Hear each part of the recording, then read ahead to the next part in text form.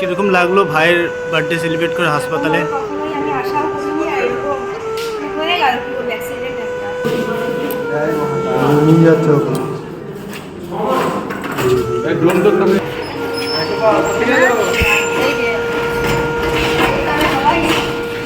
এই প্রিপারেশনটা চলছিল 21শে মার্চ সালাবাবুর বার্থডের জন্য। আমার বিয়ের পরে প্রথম তার বার্থডে সেলিব্রেট করব আমরা, এরকম একটা কিছু সারপ্রাইজ করব তাকে যে সে যাতে চমকে যায়। কিন্তু আলটিমেটলি সেই সারপ্রাইজ আমাদের কোনোভাবে সাকসেস হলো না। আমাদের সাথে এত একটা বাজে দুর্ঘটনা ঘটে গেল বন্ধুরা, যে তোমরা আগে ভিডিওটা কন্টিনিউ করো, তখন তোমরা পুরো ব্যাপারটা বুঝতে পারবে। আর এদিকে আমি শ্রুতিকে নিয়ে বেরিয়ে পড়লাম একটা শপিং মলে। শপিং মলটা ভীষণই ভালো ছিল, যেখান থেকে আমি আমার শালাবাবুর জন্য বেস্ট কিছু কিনে নিয়ে আসতে পারবো। তো শ্রুতির পছন্দতে সেই জিনিসটা আমরা কিনলাম। কেনার পরে আমরা আসলাম সেই ফটো ফ্রেমটার দোকানে, যেটা আমরা অনেক আশা করে নিজে হাতে তৈরি করছিলাম। তো সেই ফটোটা প্রিন্ট আউট করার জন্য, সেই ফটোটা যখন প্রিন্ট আউট হয়ে গেল, সেটা বাড়িতে নিয়ে এসে ফ্রেমে সেট করে দেখলাম না পুরো ঠিক আছে। আর এদিকে আমরা দু ফ্যামিলির তরফ থেকে পুরোপুরি আমরা জানতাম, শুধু জানতো না শালাবাবু, যার সারপ্রাইজ ছিল। দু তরফের ফ্যামিলির থেকে আমরা কম করে 60 থেকে 70 জনের খাওয়ার আয়োজন করেছিলাম। তারপরে এই খাওয়ার আয়োজনের মধ্যে আমার জামাইবাবু, আমার বদ্দি, ছদ্দি সবাই মিলে হেল্প করছিল। আর আমার শ্রুতি, সেও প্রচুর পরিমাণে পরিশ্রম করছিল তার ভাইকে আমাদের বিয়ের পরে প্রথমবার এই বাড়িতে তাকে বার্থডে সেলিব্রেট করাবে, যাতে সে সত্যি চমকে যায়। আর শালাবাবু সত্যি ভীষণই ভীষণই ভালো ছেলে। তাকে আমরা মানে আনন্দ দেওয়ার জন্য আমাদের নিজেদের মনেও একটা এক্সাইটমেন্ট ছিল। আর তার সঙ্গে সঙ্গে আমার এই ছোটো ভাগ্নেটাও আমাদের খুব পরিমাণে হেল্প করছিল। এদিকে রুম সাজানো পুরো কমপ্লিট। শ্রুতি নিজের রুমটাকে চেক আউট করে নিচ্ছিল যে তার ভাইয়ের বার্থডের জন্য পুরোপুরি সাজানো কমপ্লিট কিনা। আর এদিকে তো এইসব খুব ভালোভাবেই আনন্দ করে সবাই করছিল। আর আমি তাড়াহুড়ো করে আমার কাজকর্ম সেরে এসে আমি আমার শালাবাবুকে নিয়ে আসতে যাব, যেহেতু সারপ্রাইজের ব্যাপার একটা। আর ওইদিকে গিয়ে আমি দেখি সে খুবই একটা খারাপ বিচ্ছিরি অবস্থা। সে পেটে ব্যথায় কীরকম বিছানায় কাতরাচ্ছিল। তো তুরান তাকে আমি একটা ডাক্তারখানার কাছে নিয়ে গেলাম। নিয়ে গিয়ে তাকে একটা মেডিসিন দিলাম। মেডিসিন দেওয়ার পরে ডাক্তার বলল যদি 5 মিনিট পর না কমে তোমাকে এতে হাসপাতালে নিয়ে যেতে হবে। শুনে আমার গায়ের লোম সত্যি দাঁড়িয়ে যাচ্ছিল। আর এদিকে শ্রুতির বাড়ির লোকরা সবাই চলে এসেছিলো, ঠাকমারা সব বাইরে চলে এসেছিলো। আমি ভাবলাম না 5 মিনিট পর ব্যথাটা কমলো না, তো তুরান তাকে হাসপাতালে নিয়ে যেতে হবে। আর এদিকেও আরেকটা ভাবলাম যে বাড়ির লোককে জানানো এখন তুরান দরকার। তো সঙ্গে সঙ্গে শাশুড়ি মা আর শ্রুতিকে জানালাম, তারাও সঙ্গে সঙ্গে ছুটে আসলো হাসপাতালে, কারণ তাকে অলরেডি আমি হাসপাতালে নিয়ে চলে গেছিলাম। আর এদিকে ডাক্তারবাবু তাকে চেক আপ করলো। চেক আপ করার পর তুরান 2 হাতে ইভেন কি 2 থেকে 3টে ইঞ্জেকশন করলো, যাতে তার ব্যথাটা কন্ট্রোলে আসে। এটা কোনোভাবে ব্যথা কন্ট্রোলে আসছিল না। তা ডাক্তারবাবু বললো তাকে তুরন্ত অ্যাডমিট করাতে হবে। তো আমরা তাকে অ্যাডমিট করিয়ে দিয়ে রাত্রেবেলা বাবা তার সাথে ছিল। সকালবেলা আমরা সবাই দেখতে আসলাম। দেখতে আসার পর ডাক্তারের সাথে আমরা কথা বললাম যে ডাক্তারবাবু আলটিমেটলি কী হয়েছে। ডাক্তারবাবু পুরো চেক আপ করার পর বলল তার ইউএসজিতে ধরা পড়েছে, তার অ্যাপেন্ডিসাইড হয়েছে। ইভেন কি অ্যাপেন্ডিসাইডটা খুবই খুবই মানে খারাপ পরিস্থিতিতে রয়েছে, খুব তাড়াতাড়ি অপারেশন করাতে হবে। তো ডাক্তারের কথা মতোই আমরা স্টেপ নিচ্ছিলাম যে তাড়াতাড়ি যাতে ভাই সুস্থ হয়ে যায়। আর ওদিকে তো আমাদের বার্থডে সেলিব্রেট কথাটা একবার আমরা ভাইকে আর জানাইনি, কারণ ভাই শুনলে তো ভাই বেশি কষ্ট পাবে। আমরা পুরো ফ্যামিলি পুরো সবাই মিলে ভাইকে যতটা পারছিলাম হ্যাপি রাখার চেষ্টা করছিলাম। আর কোনোভাবেই তার যাতে অ্যাপসেট মাইন্ড না হয় যে তার বার্থডে ছিল, আমরা এতটা পেছনে এত কিছু ভাবছিলাম, যাতে সেই জিনিসটা তার মাইন্ডে আসার পর সে কষ্ট যাতে পায়, সেগুলো মোটেও তাকে ভাবতে দিচ্ছিলাম না। আমরা যত সম্ভব চেষ্টা করছিলাম তাকে হ্যাপি রাখার। আর যতবারই দেখছি নার্স এসে তার হাতে ইঞ্জেকশন করছে। ইভেন কি বার্থডের দিন থেকে সেই ছেলেটা না খেয়েছিল, বৃহস্পতিবার থেকে টানা 3 দিন ধরে না খেয়েছিল। আর ডাক্তারবাবু বলছিল যে অপারেশনটা করার পরই নাকি সে খেতে পারবে। এত বড় তার একটা অপারেশন হতে চলেছে, তাও সে যে এত স্মাইলে রয়েছে, কারণটা একমাত্র আমি জানি, কারণ তার সাথে বেশি টাইমটা আমি ছিলাম। সে কাউকেই অ্যাবসেন্ট হতে দিচ্ছিল না, যাতে তার তরফ থেকে কেউ মানে মন খারাপ না করে। তো সবাইকে হাসাচ্ছিল সেও, আর আমরাও তাকে চেষ্টা করছিলাম খুশি রাখার, যাতে কোনো রকম তাকে ফিল এটা না করতে দেওয়া যায় যে তার একটা বড়সড় অপারেশন হতে চলেছে, খুব একটা সিরিয়াস ব্যাপার। কারণ অ্যাপেন্ডিসাইডটা খুবই একটা খারাপ পরিস্থিতিতে পৌঁছে গেছিলো, যেটা ডাক্তারবাবু আর আমার মানে শ্বশুরমশাই, বাবা আর আমরা 2-1 জন জানতাম। আর সেটা যাতে ভাই পর্যন্ত না পৌঁছায় সেটা আমরা চেষ্টা করছিলাম। সবসময় তার আশেপাশে আমরা থাকতাম আর তাকে হ্যাপি রাখার চেষ্টা করছিলাম। আজ তার অপারেশন হবে, তাকে দেখে এক মুহূর্ত বয়ে যাচ্ছিল না। আর ডাক্তারবাবু তাকে অতীতে নিয়ে যাওয়ার সময় সব খুবই পরিমাণে মানে একটা খুশির মধ্যে দিয়ে ছিল।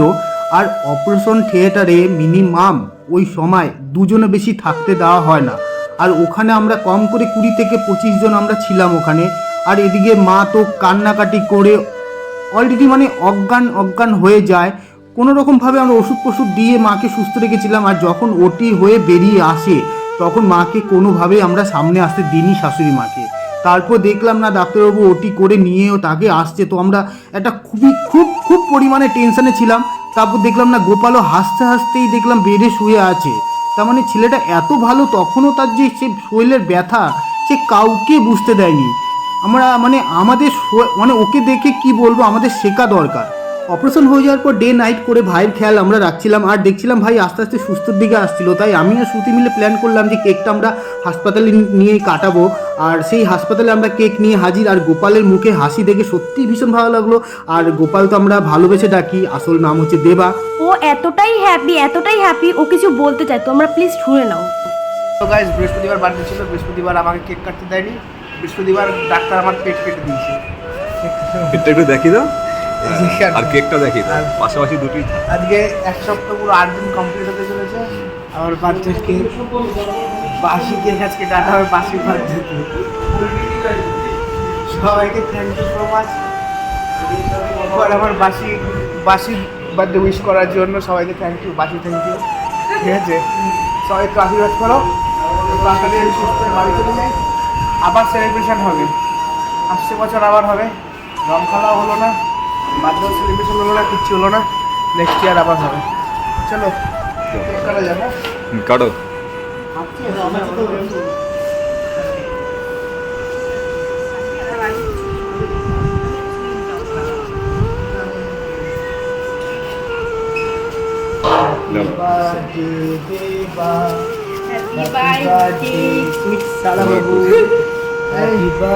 বাহাদি খাবো নি? হ্যাঁ বাহাদি দিল।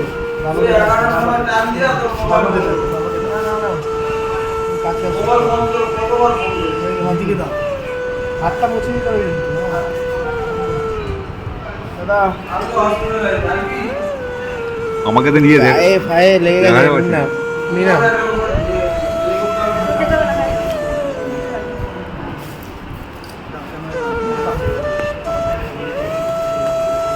মিষ্টি জিনিস না বলো না।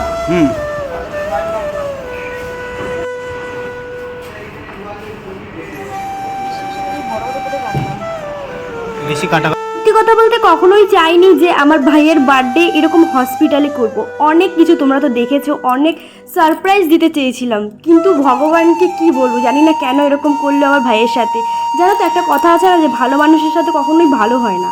আমার ভাইটা সবার ভালো করে চেয়েছে, আর ওর বার্থডে যে আজকে এরকমভাবে করতে হবে কখনোই ভাবতে পারিনি। তো তোমাদেরকেও একটা মেসেজ দেওয়ার আছে, আমাদের মধ্যে যেহেতু বার্থডে নেই তো তাও আমি করেছি। ভেবেছি হয়তো আমার বিয়ে হয়ে গেছে, এখন তো আমি অন্য গোত্র, কিন্তু তাও আমি জোরজবস্তি করে করেছি। তোমরাও প্লিজ তোমাদের যাদের মধ্যে বার্থডে বা এরকম কিছু থাকবে না তারা প্লিজ করতে যেও না। তো আমার পুরোপুরি মনে হচ্ছে আমার জন্য আমার ভাইটার অবস্থা এরকম, কারণ আমি জোরজবস্তি করে বার্থডেটা করতে চেয়েছিলাম বলে আজ হয়তো ওর হসপিটালে বার্থডে সেলিব্রেট করতে হয়েছিল। তো যাই হোক, বার্থডেটা যেমনভাবেই হোক হয়েছে, অ্যাটলিস্ট হয়েছে, কেক কেটেছি।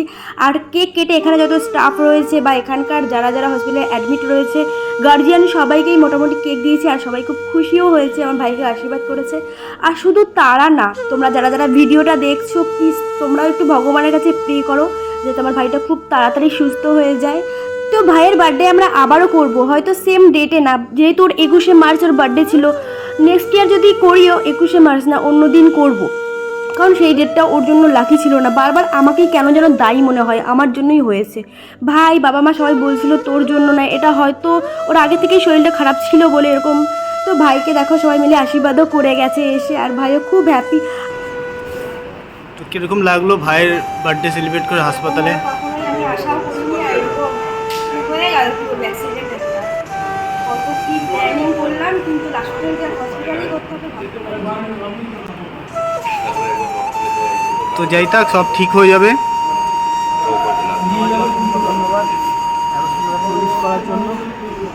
আর তোমরা যারা ভিডিওটা দেখবে সবাই ভগবানের কাছে প্রে করো যাতে এরকম কারো না হয়। কারণ আমার এই শালাবাবু বার্থডের দিনই আমরা বড় করে একটা সেলিব্রেট করার পুরো প্ল্যান হয়ে গেছিলো আমাদের।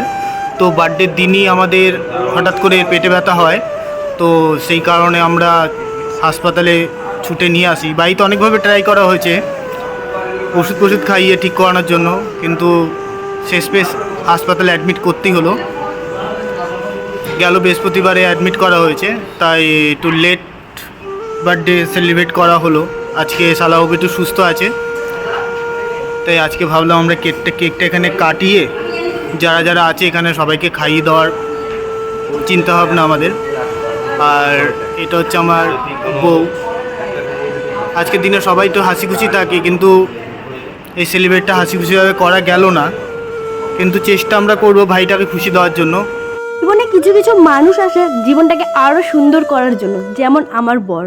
যেহেতু আমার ভাই একটু আপসেট হয়েছিল, তাই ও আমার সাথে একটু ইয়ার্কি মারছিল, এর ফলে ভাইকেও দেখছি একটু একটু হাসছে, খুব আমাদেরও ভালো লাগছিল না। তো এই খারাপ পরিস্থিতিতে আমরা প্রতিটা মানুষ প্রতিটা মুহূর্তে অনেক কিছু শিখেছি।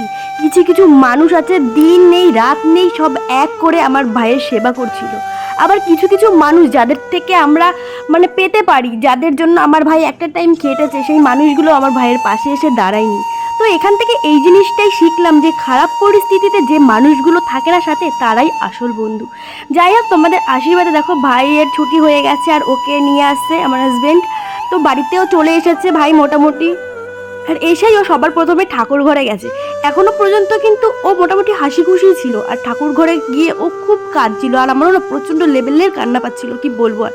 যাই হোক, ভাই সুস্থ হয়ে এসছে, আরও সুস্থ হয়ে যাবে। আর নেক্সট ভিডিওতে আমরা দেখাবো যে ভাইয়ের জন্য কি কি গিফট আমরা এনেছিলাম। তো প্লিজ সবাই লাইক কমেন্ট শেয়ার